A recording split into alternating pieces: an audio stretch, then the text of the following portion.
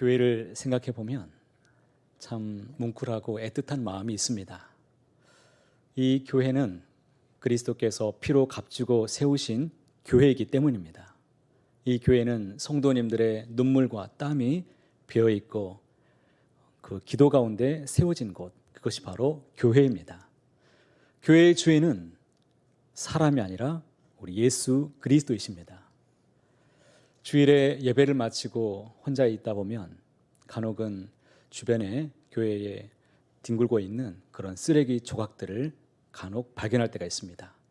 그런데 어떤 날은 큰 이 종이 조각인데 많은 사람들이 밟고 간 흔적은 분명히 있습니다. 심지어 어떤 발자국은 하트 모양의 발자국도 진하게 찍혀 있는데 하트 모양의 발자국 자수하시기 바랍니다. 누군가 많은 사람들이 밟았는데 그런데 누구 하나 줍지 않아서 그대로 버려져 있는 쓰레기 조각을 주워서 이것을 휴지통에 집어넣는데 그날따라 하나님께서 저에게 어떤 말씀을 하시려는지 질문을 제 마음속에 던질 때가 있어요. 너는 교회를 얼마만큼 사랑하니? 무심코 지나갔던 수많은 이런 쓰레기들이 분명히 있었을 텐데 아마 그 자리에 버려진 그 종이들은, 쓰레기들은 어쩌면 교회를 향한 나의 마음은 아니었을까? 하나님을 향한 그 사랑의 마음이 혹시 이 휴지 조각처럼 그냥 방치되고 버려진 것은 아닐까라는 그런 생각들을 해보게 되었습니다.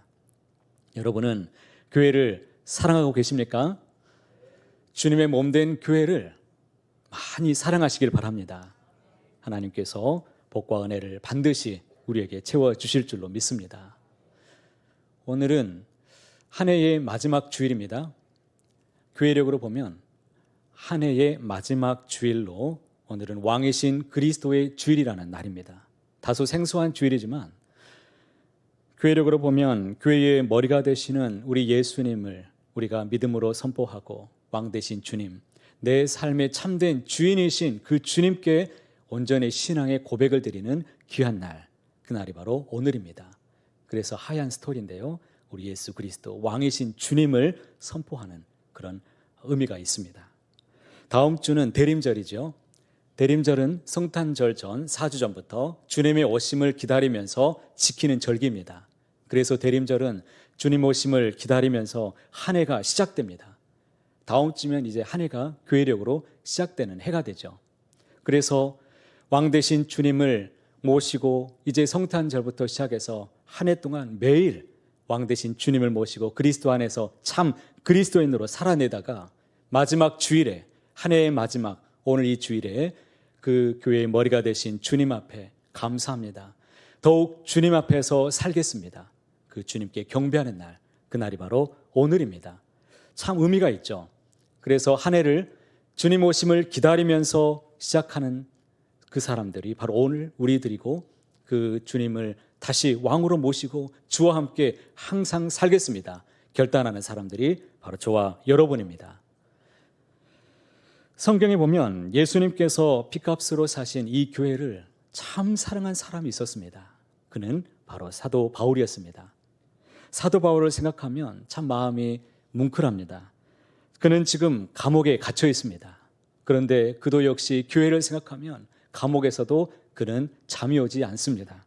에베소 교회는 바울이 세 번째 전도 여행을 하다가 세운 교회입니다. 바울은 그곳에서 3년이나 머물면서 그곳에서 하나님의 말씀으로 성도들을 가르쳤습니다. 우상 숭배 지역에 그곳에 주님의 교회를 든든히 세웠습니다. 하지만 반대 세력들도 참 많았습니다. 많은 사람들이 주님께로 돌아오는 것을 시샘하던 반대 세력들이 일어나서 사도 바울을 대적하고 못살게 굴고 복음을 전하지 못하도록 많은 해방꾼들이 있었습니다. 심지어 데모도 했습니다. 그러다 보니 더 이상 바울이 그 지역에 오래 머물 수는 없었습니다. 사랑하는 성도들을 우상 숭배의 한복판에 남겨두고 떠나야 되는 사도 바울의 마음은 얼마나 안타까웠을까요? 그러나 바울이 에베소를 떠난 것은 그냥 그저 자신의 안전 때문에 떠난 것이 아니라 에베소의 소요가 나기 전부터 이미 하나님께서 주신 선교의 계획이 있었기 때문에 그곳에서 떠나게 되었습니다. 그 계획은 바로 내가 로마도 보아야 하리라라는 하나님의 명령이 있었습니다. 그래서 더 이상은 지체할 수 없었고 3년 동안 목양을 하고 그는 그곳에서 떠나게 되었습니다. 바울이 에베소 교회를 얼마나 사랑했는지 이 말씀은 사도행전 20장에 여러분 한번 찾아보시면 거기에 하나님의 그 사랑의 마음 그게 자세히 담겨 있습니다. 에베소 교회를 떠나올 때 마지막으로 드렸던 그의 고별 설교가 있는데 이것은 정말 눈물 없이는 볼 수 없는 그런 귀한 말씀을 그가 선포하고 있죠. 그들을 너무나 사랑했지만 성령님의 인도하심이 있어서 그곳에서 떠날 수밖에 없었다는 그의 사연을 깊이 들려줍니다. 그리고 많은 곳에서 복음을 전하다가 지금 그곳에 지금 로마의 감옥에 지금 현재는 갇혀 있는 상황입니다. 그런데 들려오는 소문이 있었습니다. 어떤 소문이 있었냐면 걱정스럽게 떠나왔던 에베소 교회가 하나님을 향한 믿음과 성도들을 향한 그 섬김, 그 사랑이 충만하다는 이 소문을 그가 듣게 된 것입니다. 여러분 생각해 보십시오. 늙고 병든 몸으로 감옥에 있는 이 사도에게 이것보다 더 큰 위로가 과연 어디 있겠습니까? 성도들이 믿음으로 하나가 되고 사랑이 충만하다는 이 소식보다 더 큰 기쁜 소식이 과연 있겠습니까? 그런데 한편으로는 또 안타까운 소식도 있었습니다. 이단의 세력들이 들어와서 에베소 교회의 성도들을 흔들고 있다는 그런 안타까운 소식도 함께 듣게 되었습니다. 그래서 사도 바울은 사랑하는 에베소 교회에 편지를 쓰면서 구원받은 성도가 이제는 어떻게 하나님 앞에서 살아가야 될 것인지를 그가 권면하면서 말씀을 전해주고 있습니다. 오늘 읽은 본문은 특별히 이 기도문입니다. 그의 기도의 마음을 하나님 앞에 담아서 드렸는데 이 기도 가운데는 이 땅의 교회와 성도가 무엇을 붙잡고 살아가야 되는가 그것을 자세하게 가르쳐주고 있습니다. 구원받은 성도들은 마지막 때를 살아가면서 무엇을 붙잡고 살아가야 되는 것일까요? 첫째는 하나님은 이 땅의 교회가 예수님의 이야기로 소문난 교회가 되기를 원하고 계십니다. 바울은 에베소 교회에 대해서 좋은 소문을 들었습니다. 예수님을 향한 그들의 이 믿음에 대해서 성도들 개인을 향한 그 사랑에 대해서 모습에 대해서 그가 듣게 되었습니다. 오늘 말씀 15절에 이렇게 기록하고 있죠. 이로 말미암아 주 예수 안에서 너희 믿음과 모든 성도를 향한 사랑을 나도 듣고 교회는 다른 무엇보다 믿음과 사랑으로 소문이 나야 됩니다. 교회의 자랑은 다른 무엇이 아니라 예수님을 향한 성도들의 뜨거운 믿음, 성도들을 향하여서는 사랑의 마음이 이것이 가장 큰 복인 줄 믿습니다. 이러한 소문이 나는 교회가 좋은 교회입니다. 교회에 물질이 많고 교회가 건물이 크고 교회에 성도가 많이 다니는 것 이것은 결코 교회의 자랑이 아닙니다. 그 교회의 자랑은 예수님을 잘 믿는 것, 예수님을 잘 믿으면 반드시 따라오는 것이 무엇이냐? 성도들을 향한 사랑의 마음이라는 것을 우리가 알 수 있습니다. 그렇기 때문에 예수 십자가를 통해서 주님을 늘 붙잡고 믿음으로 살아갈 수 있기를 간절히 소망합니다. 바울은 지금 이렇게 기도합니다. 16절 보시면 내가 기도할 때에 기억하며 너희로 말미암아 감사하기를 그치지 아니하고 바울은 에베소 교회 성도들을 향해서 기도할 때마다 감사가 끊이지 않는다라고 그렇게 고백하고 있습니다. 여러분은 기도하면서 어떤 사람을 향해 기도하면서 감사가 끊이지 않았던 적이 혹시 있으십니까? 지금도 혹시 그런 마음으로 기도하는 분이 있으십니까? 저에게는 오래전에 20년 전에 제가 강북 지역에서 소년부 그러니까 초등학교 5학년, 6학년이 되는 아이들을 제가 교육 전도사로 섬겼던 때가 있었습니다. 그 아이들을 섬기는데 하나님께서 제자 훈련을 예수님의 제자로 세우라는 그런 마음을 자꾸 주셔서 아이들을 따로 예수님 제자반을 따로 모집을 했습니다. 그랬더니 많은 아이들이 거기에 등록을 해서 예배를 마치고 그냥 끝나는 것이 아니라 제자반으로 모여진 아이들은 따로 제가 모여서 훈련을 좀 시켜보았습니다. 그리고 주중에는 전도도 해야겠다. 우리 아이들이 다니고 있는 학교 앞에서 함께 전도도 또 일상적으로 하게 되었습니다.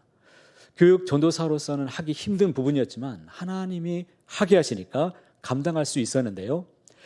그리고 어느 때는 이 아이들 데리고 여름 성경학교를 우리 아이들 데리고 미자립 교회들이 있습니다. 시골 지역에 보면 참 어려운 교회들이 있는데 그 교회에 가서 아동부 여름 수련회를 우리 아이들이 얼마나 잘하는지 가서 율동도 가르쳐주고 하면서 귀하게 섬기고 오는 그런 적도 있었습니다.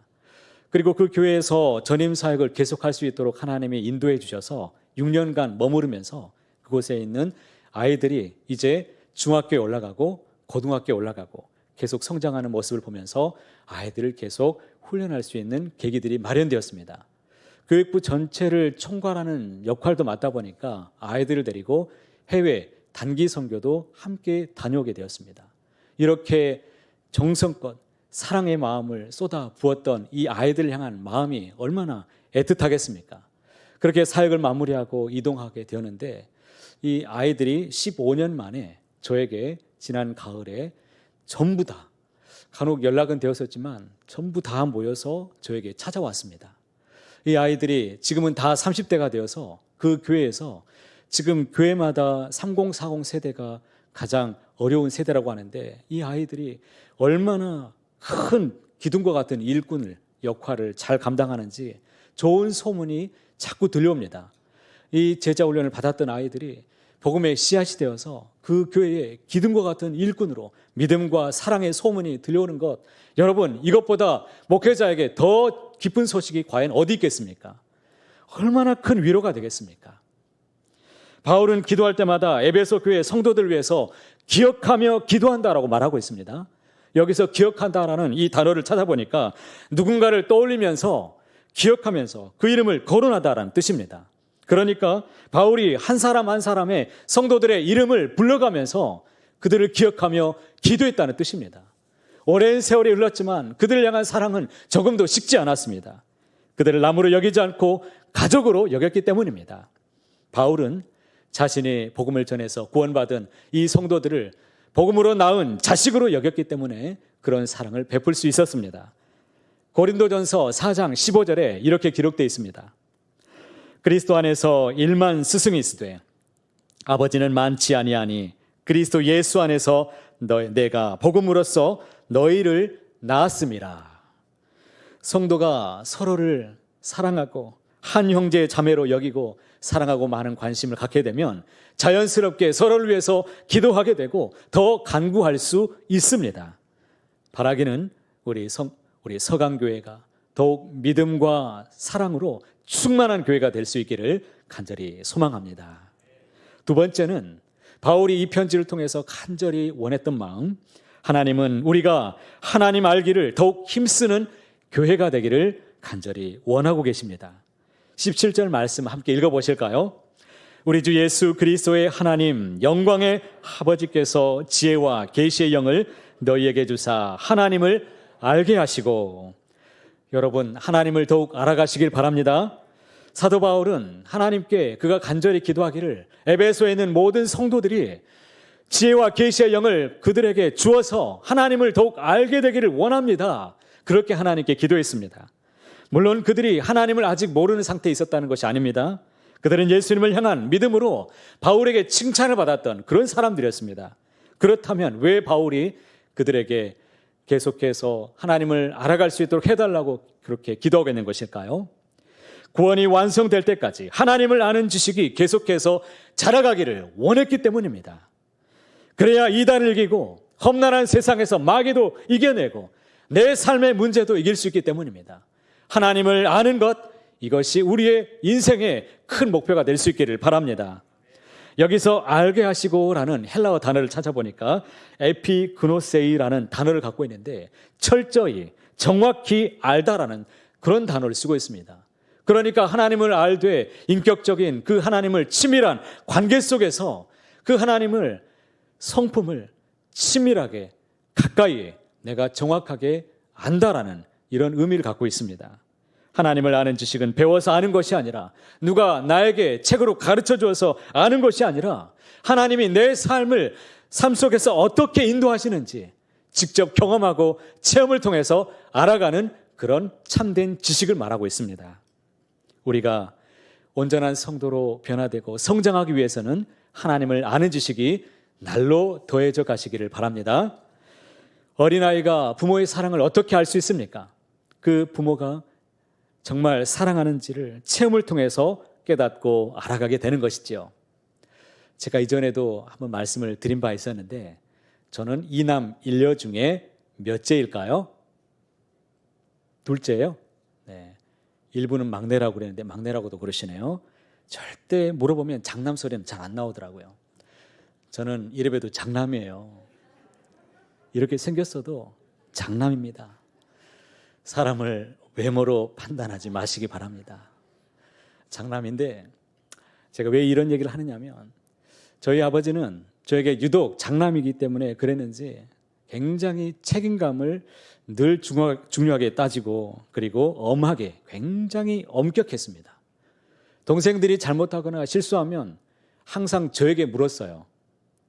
저에게 왜 그랬는지 저를 혼냈습니다. 그러다 보니까 제가 억울한 마음이 있겠습니까? 없겠습니까? 억울한 마음이 있지요.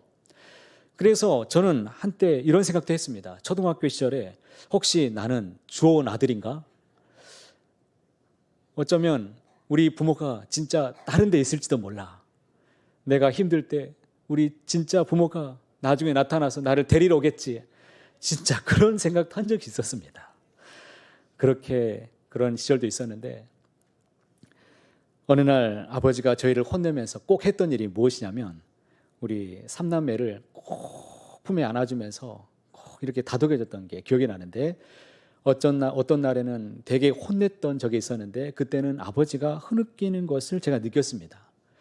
그러면서 아버지가 이렇게 혼내고 때리는 것은 미워서 그러는 게 아니구나. 정말 사랑해서 그랬구나. 이런 마음을 헤아릴 수가 있었습니다. 그래서 다른 길을 빗나갈 수가 없었습니다. 부모의 진심을 알게 되면 그 부모의 뜻을 이해할 수 있게 되고 마음을 헤아릴 수 있는 그런 부모로 그런 자녀로 성장하게 되는 것이죠. 이처럼 하나님은 우리 모든 주의 백성들이 하나님의 마음을 아는 그런 지식들이 더욱 성장하기를 원하고 계십니다. 하나님의 마음을 알고 그 뜻을 아는 사람, 그 사람이 진정 주님의 일꾼으로 성장하게 될 것입니다. 하나님이 사랑의 매를 내가 지금 들고 있는 것인지 아니면 어떤 계획이 있어서 지금 나에게 쓰시려고 나를 연단하고 있는 것인지 또 다른 계획을 갖고 계시는지 우리는 하나님께 뜻을 자꾸 물어야 됩니다. 그렇기 때문에 바울은 하나님의 지혜와 계시의 영을 주셔서 하나님의 뜻을 알 수 있도록 해달라고 그렇게 간구하고 있는 것이죠. 바라기는 우리를 향한 하나님의 놀라우신 그 계획과 섭리를 더욱 알아가시고 우리의 인격과 삶이 하나님을 더욱 닮아가는 거룩한 삶이 되시기를 간절히 소망합니다. 세 번째는 하나님은 교회가 하나님의 부르심의 소망을 알고 구원의 백성으로 살아가기를 원하고 계십니다. 구원의 백성으로 살아가는데 무엇을 알고? 부르심의 소망이라고 말씀하고 있습니다. 여러분 귀한 말씀인데 18절과 19절 말씀을 함께 읽어보겠습니다. 너희 마음의 눈을 밝히사 그의 부르심의 소망이 무엇이며 성도 안에서 그 기업의 영광의 풍성함이 무엇이며 그의 힘의 위력으로 역사하심을 따라 믿는 우리에게 베푸신 능력의 지극히 크심이 어떠한 것을 너희로 알게 하시기를 구하노라. 아멘. 오늘날 구원의 확신이 없는 채로 신앙생활 하는 분들이 참 많이 있습니다. 여러분 한번 여쭤보겠습니다. 여러분은 구원에 대한 확신이 있으십니까? 오늘 밤이라도 하나님께서 나를 부르신다면 천국에서 눈을 뜰 자신이 있으십니까? 여기 뒷줄에 조금 텐션이 떨어지는데요. 구원, 이 구원은 과연 누가 주시는 것인가? 우리는 이 구원에 대해서 세 가지를 중요한 사실을 분명하게 알아야 됩니다. 오늘 읽었던 18절과 19절 말씀에는 구원의 확신에 대한 세 가지를 분명하게 붙잡으라고 그렇게 가르쳐주고 있습니다. 첫 번째가 무엇이냐면 그것이 바로 부르심의 소망입니다. 자세히 보십시오. 그냥 부르심이 아니에요. 지금 사도 바울이 부르심의 소망이라고 지금 굳이 말하고 있습니다. 왜 단순히 부르심이라고 말하지 않고 부르심의 소망을 알게 해달라고 지금 그렇게 말하고 있는 것일까요? 그것은 우리가 구원받은 것은 단순한 부르심이 아니기 때문입니다. 우리는 소망이 있는 부르심을 받았습니다.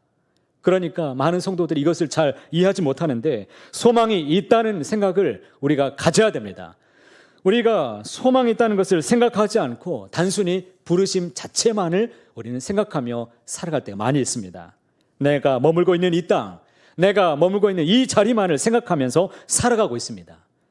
이것은 마치 애굽에서 출애굽한 이스라엘 백성들이 하나님께서 가나안 땅의 백성으로 그들을 불러주셨지만 그들의 소망을 여전히 땅 가운데 애굽에서의 살아왔던 그 묵은 때를 벗기지 못하고 이 광야 생활만을 생각하면서 광야만을 바라보았던 것과 마치 똑같은 이치입니다. 광야에는 자신들이 기대했던 그런 필요를 채워줄 만한 것들이 그 어떤 것도 여러분 있지 않습니다. 그 결과가 무엇이었습니까? 살아가면서 끝없이 원망하고 불평하는 것뿐이었습니다. 가나안을 바라보지 않고 이 땅만을 바라보는 사람은 평생을 이와 같이 원망과 불평 속에서 우리는 살아갈 수밖에 없는 존재입니다. 그렇기 때문에 우리는 늘 가나안을 소망하고 바라보았던 모세와 같이 부르심의 소망을 붙잡고 살아가야 되는 존재입니다. 나를 부르시는 것은 하나님께서 이 땅에서 잘 먹고 잘 살라고 이 땅에서 소망을 가지라고 부르신 것이 아니라 천국의 백성으로 우리에게 불러주신 부르심이라는 것을 꼭 기억하게 되시기를 바랍니다. 그래서 나를 부르신 그 부르심의 소망이 되시는 예수님을 우리가 이 세상에 살아가면서 잊지 않고 주님을 바라보면서 하나님을 생각하면서 믿음으로 살아가게 되시기를 바랍니다. 둘째는 기업의 영광의 풍성입니다. 구원의 확신을 갖기 위해서 우리는 반드시 그 기업의 영광의 풍성함이 있다는 것을 우리는 믿어야 됩니다. 여러분, 이스라엘이 장차 들어가게 될 가나안 땅, 이 가나안 땅은 어떤 곳입니까? 어떤 땅이죠? 젖과 꿀이 흐르는 땅이죠. 하나님께서 일찍이 이스라엘 백성들에게 그곳에 들어갈 수 있도록 준비하셨던 아름다운 땅입니다. 그런데 왜 출애굽했던 1세대들이 그 아름다운 젖과 꿀이 흐르는 그 약속의 땅을 그들이 들어가지 못했을까요? 도대체 그 이유가 무엇일까요? 그 중에 하나가 무엇이냐면 10명의 정탐꾼들이 하나님의 약속을 믿지 못했습니다. 정탐하고 돌아왔음에도 불구하고 그들이 보았던 것은 안 되는 것을 보았습니다. 가나안을 악평하고 그것을 대다수의 이 이스라엘 백성들이 그것을 다 믿어버렸습니다. 호도되고 말았습니다. 아무리 하나님께서 심히 아름다운 젖과 꿀이 흐르는 그 땅을 준비하셨다고 할지라도 그 땅을 우리가 믿지 못하고 기대하지 않고 우리가 바라보지 않는다면 아무도 그곳을 바라보지 않고 들어갈 마음이 생기지 않는 것입니다. 그래서 바울도 본문에서 뭐라고 말합니까? 우리에게 약속되어 있는 그 기업이 얼마나 영광스러운 것인지 그것이 얼마나 풍성한 것인지를 알게 되게 해달라고 하나님 앞에 간절히 구하고 있는 것이죠. 여러분, 천국을 소망하고 계십니까? 우리에게 예비된 천국에 있음을 믿으십니까? 여러분, 우리에게는 천국의 영원한 기업이 어마어마한 하나님이 주시는 그 기업이 분깃이 있다는 것을 꼭 기억하게 되시기를 바랍니다. 누구는 큰 집, 누구는 작은 집. 아니요. 여러분, 우리에게 만족할 만한 하나님이 주신 우리에게 기업이 있습니다. 죄 많은 이 세상은 내 집이 아닙니다. 내 모든 보안은 저 하늘에 있다는 것을 항상 기억하시고 믿음으로 구원의 확신을 가지고 부르심의 소망을 가지고 그 기업의 영광을 바라보며 살아가는 저와 여러분 되시기를 간절히 소망합니다. 셋째는 구원의 확신을 가지고서 우리가 무엇을 붙잡아야 되느냐? 믿는 우리에게 베푸신 능력에 지극히 크심이 있다는 것을 우리는 꼭 붙잡아야 됩니다. 가나안 땅을 정탐한 이후에 이스라엘 백성들이 왜 그 땅을 들어갈 마음을 갖지를 못했습니까? 10명의 정탐꾼들이 보고 온 것이 무엇이었죠? 그들이 그 땅의 거인족이었던 아낙 자손들을 보고 왔습니다. 그들을 우리의 힘으로는 도무지 이길 수 없는 존재다. 우리의 힘으로는 정복할 수 없는 땅이다. 그렇게 그들이 결론을 짓고 말았습니다. 여러분, 가나안에 들어가는 것이 그들의 힘으로 말미암아 되는 것일까요? 아니지요. 그들이 원망합니다. 하나님과 모세 앞에서 원망하는 이 사람들 앞에서 그때 여호수아와 갈렙이 무엇이라고 말했습니까? 민수기 14장 8절 말씀에 아주 귀한 말씀을 선포합니다. 여호와께서 우리를 기뻐하시면 우리를 그 땅으로 인도하여 들이시고 그 땅을 우리에게 주시리라. 할렐루야. 이스라엘 백성들이 가나안에 들어가는 것은 전적으로 하나님이 하시는 일이다라는 것입니다. 애굽에서 나오게 하신 분도 하나님이십니다. 그리고 가나안 땅에 들어가게 하실 분도 여호와 하나님이십니다. 이스라엘 백성들에게는 그러한 능력이 전혀 없지만 우리 크신 하나님은 능히 그러한 능력이 있으심을 우리는 믿습니다. 그러므로 오늘 우리 역시 이 사실을 믿고 전적으로 주님만을 신뢰하며 나아가게 되시길 바랍니다. 누가 천국에 들어갈 수 있습니까? 내가 열심히 살지 않았는데 내가 과연 들어갈 수 있겠습니까? 아니요. 예수님 믿으면 여러분 누구나 다 구원을 받을 수 있습니다. 그분의 능력으로 우리는 구원을 받습니다. 우리의 있음과 노력으로 선행으로 구원받는 것이 아니라 주님의 십자가의 보혈의 공로 때문에 우리가 주님의 영원하신 기업 천국의 백성으로 그곳에서 살아가게 될 줄로 믿습니다. 아니 죽어서만 가는 나라가 천국이 아닙니다. 이 땅에서 영원토록 주님을 모시고 살아가는 그곳이 어디든지 하나님의 나라가 되는 줄로 믿습니다. 김의신 박사, 여러분 혹시 들어보셨습니까? 세계 최고의 암 전문의로 아주 인정받는 유명한 분이신데 이분이 한국에서 지금도 의학 박사로 있는데요. 미국 의사들이 뽑은 최고의 의사에 무려 11번이나 뽑혔던 아주 암 그쪽 계통에서는 최고의 권위자였죠. 김의신 박사가 이런 말을 했습니다. 암을 예방하고 치료하는 데는 꼭 우리가 알아야 될 중요한 5가지가 있다고 말했습니다. 그것은 누구나 다 해당되는 문제니까 한번 생각해 보세요. 첫 번째는 이것을 기억하라고 말합니다. 암에 대해서 공부해야 된다고 말했어요. 암을 공부하라고 말했습니다. 그 다음에 두 번째는 가족력을 체크하고 정기검진을 받으라고 말했습니다. 여러분 정기검진 잘 받으시기 바랍니다. 인생에 대해서 세 번째는 인생에 대해서 겸손한 자세를 가지라고 말했습니다. 네 번째는 전문가에게 치료를 맡기고 신뢰하라고 말했습니다. 다섯 번째가 중요한데 하나님에 대한 신앙을 가지라고 말했습니다. 놀랍지 않습니까?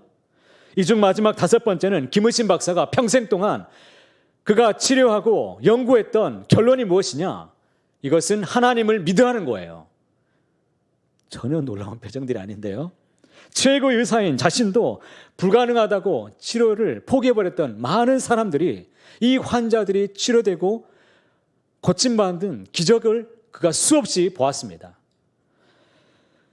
기독교인들의 몸에는 여러분 놀라지 마십시오. 일반인보다 면역세포가 몇 배가 더 많은지 아세요?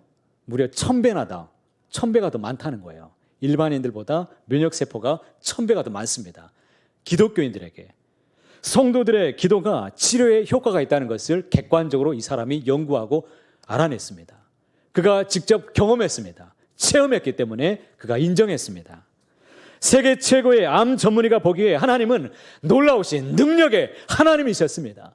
그분이 치료하시는 전능하신 하나님이셨습니다. 믿는 자들에게 베푸시는 주님의 그거 놀라우신 능력에 대해서 여러분 감사하시기를 바랍니다. 하나님은 나의 기도하는 것보다 더욱 응답하시는 전능하신 하나님이십니다. 내가 생각하는 것보다 더욱 이루시는 하나님이십니다. 우리가 구원의 확신을 가지고 살기 위해서 오늘 말씀드렸던 이 세 가지를 꼭 기억하시길 바랍니다. 천국의 소망, 부르심의 소망을 꼭 붙잡으십시오. 그리고 우리에게 주실 저 천국의 기업이 풍성하다는 것, 나에게 어마어마한 천국의 기업을 하나님께서 예비하시고 준비해 놓으셨다는 것을 꼭 믿으시기를 바랍니다. 세 번째는 믿는 자들은 예수님의 능력으로만, 십자가의 구속으로만, 공로로만 우리가 구원받는다는 사실을 꼭 기억하시기를 소망합니다. 마지막으로 사도 바울이 그의 기도 속에 간절히 하나님 앞에 애원하며 기도하는 것이 무엇입니까? 하나님은 예수가 주인 되신 교회가 되기를 간절히 원하고 있습니다. 20절부터 22절까지 말씀을 한 절씩 우리가 소리내어서 함께 생각하며 읽어보겠습니다. 그의 능력이 그리스도 안에서 역사하사 죽은 자들 가운데서 다시 살리시고 하늘에서 자기의 오른편에 앉히사 모든 통치와 권세와 능력과 주권과 이 세상뿐 아니라 오는 세상에 일컫는 모든 이름 위에 뛰어나게 하시고 모든 만물을 그의 발 아래에 복종하게 하시고 그를 만물 위에 교회의 머리로 삼으셨느니라. 할렐루야. 여러분, 그의 크신 능력이 누구를 통해 역사한다고 지금 말씀하고 있습니까? 예수 그리스도를 통하여서 역사한다라고 지금 말하고 있습니다. 죽은 자 가운데서 살아나신 분, 하나님의 보좌 우편에 앉아서 지금도 살아서 모든 세상을 주권하시고 통치하시고 다스리시고 역사하시는 분, 그분이 누구이십니까? 바로 예수 그리스도이십니다. 이 세상과 오는 세상의 모든 이름 위에 뛰어나신 분, 그분이 바로 예수 그리스도이십니다. 그 예수가 교회의 능력이 되심을 믿으십시오. 예수 그리스도가 우리의 소망입니다. 모든 교회의 소망이십니다. 지친 우리가 힘을 얻는 곳, 그것은 바로 예수의 이름 안에 있습니다. 주님 안에 있을 때 우리가 능력을 잊게 됩니다. 예수의 이름을 부르면 나음을 잊게 됩니다. 예수의 이름을 부르면 구원을 받게 됩니다. 예수의 이름에 소망을 붙잡고 교회에서 기도하면 하나님이 들으시고 응답해 주십니다. 하나님은 지금도 만물을 그리스도의 발 아래에 복종하게 만드셨습니다.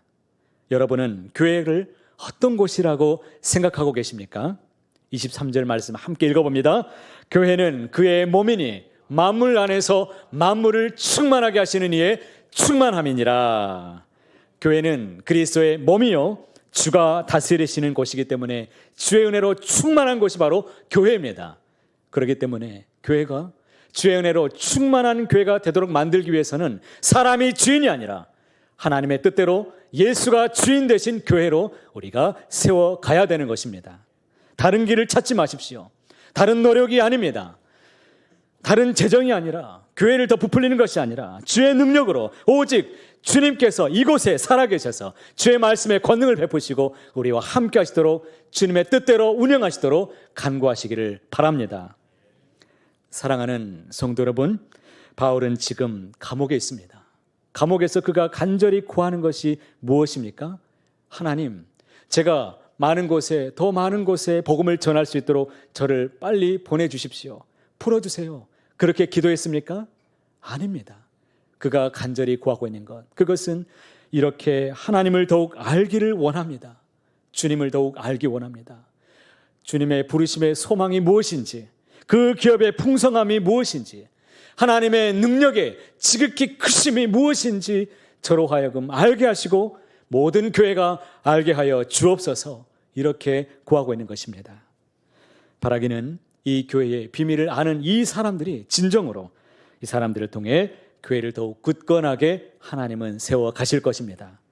예수가 주인 되신 교회, 예수가 왕 되신 교회, 그 교회를 꿈꾸며 서로 믿음 안에서 성장하고 서로 사랑하는 그런 아름다운 믿음의 교회 함께 세워가기를 높으신 주님의 이름으로 간절히 소원합니다.